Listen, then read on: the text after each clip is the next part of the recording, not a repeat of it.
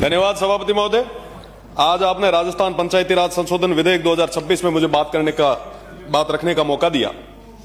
सबसे पहली चीज तो आज के समय में सरपंच एक्सपेरिमेंट करने के लिए एक साधन हो चुके हैं। कोई भी एक्सपेरिमेंट करना सीधा सरपंचों पे करें।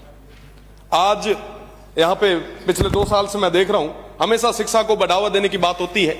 जब पढ़ेगा इंडिया तभी तो बढ़ेगा इंडिया, शिक्षित राजस्थान, तमाम चीजें। पर बड़ा दुख होता है कि हम इस तरीके के प्रयास कभी नहीं करते कि हमारे असेंबली, हमारे पार्लियामेंट में पढ़े लिखे लोग आए।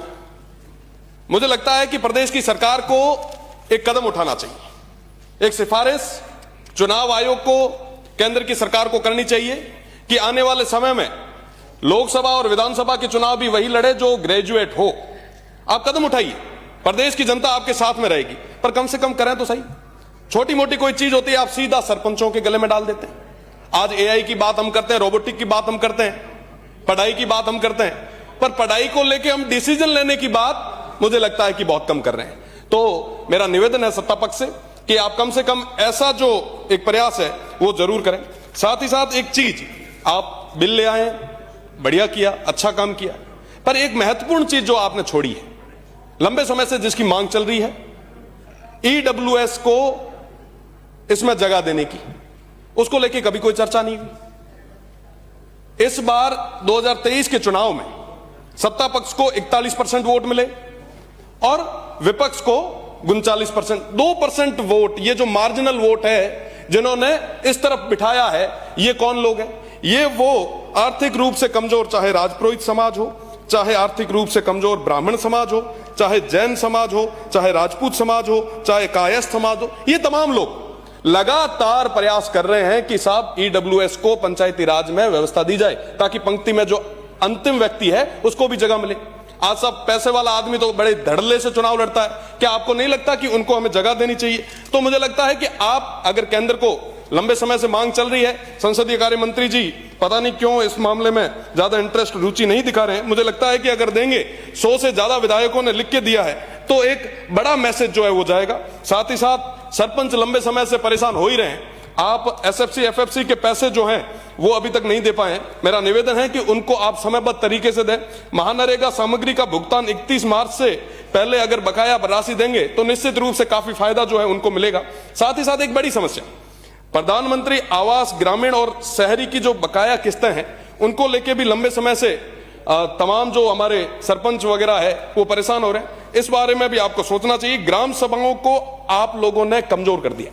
आज के समय में तमाम जो लोग हैं, जो मल्टीनेशनल कंपनीज है या कोई भी छोटा मोटा कोई होता है, तो एनओसी तक ग्राम सभा से नहीं ली जाती है, ग्राम पंचायतों से नहीं ली जाती, तो उसके बारे में सोचने की जरूरत है। साथ ही साथ विगत 17 सालों में अल्प मानदेय पर कार्यरत पीड़ित और शोषित नरेगा संविदा कर्मचारियों, विद्यालय सहायक, पंचायत शिक्षकों को स्थायीकरण पर कर चुनावी संकल्प में जो आपने एक जो वादा किया था, मुझे लगता है कि उनको अगर आप नियमित करेंगे तो उसका बड़ा फायदा होगा।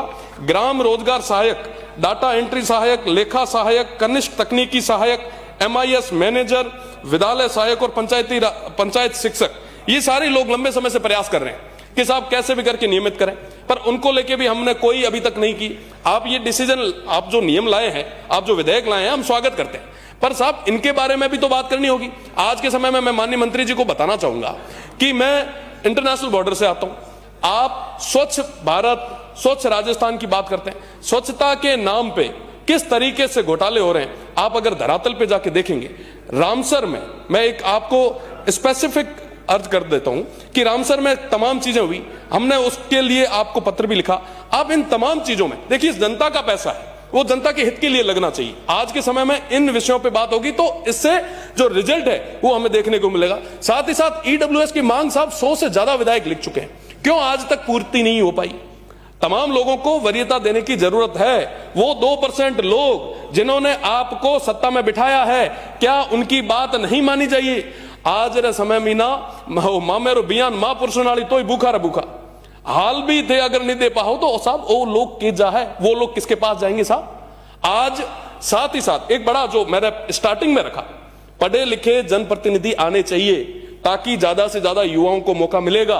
आप एक विधेयक पास करें आप एक रिकमेंडेशन भेजें, केंद्र की सरकार को भेजें, चुनाव आयोग को भेजें कि कम से कम ग्रेजुएट लोग जो है वो यहां तक आए। मैं माननीय सभापति जी को भी बधाई देना चाहूंगा कि उन्होंने भी अभी 12वीं पास की है और वर्तमान में आप जो ग्रेजुएशन के लिए जो मेहनत कर रहे हैं, मैं आपको उसके लिए खूब खूब बधाई देता हूं।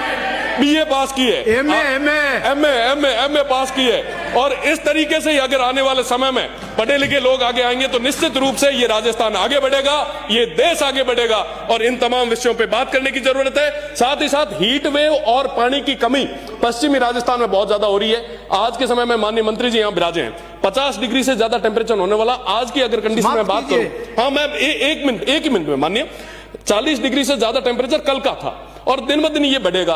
पानी की बहुत बड़ी कमी होने वाली है। वेस्टर्न राजस्थान को लेके आप विशेषकर एक बार मीटिंग करवाएं, और जो पानी वाले मंत्री जी अभी तो विराज रहे थे, शायद इधर उधर चले गए, वो इंद्र भगवान से एक बार निवेदन भी करें और आप भी थोड़ी मेहरबानी पश्चिमी राजस्थान पे करें ताकि पानी की कमी नहीं रहे। बहुत बहुत धन्यवाद।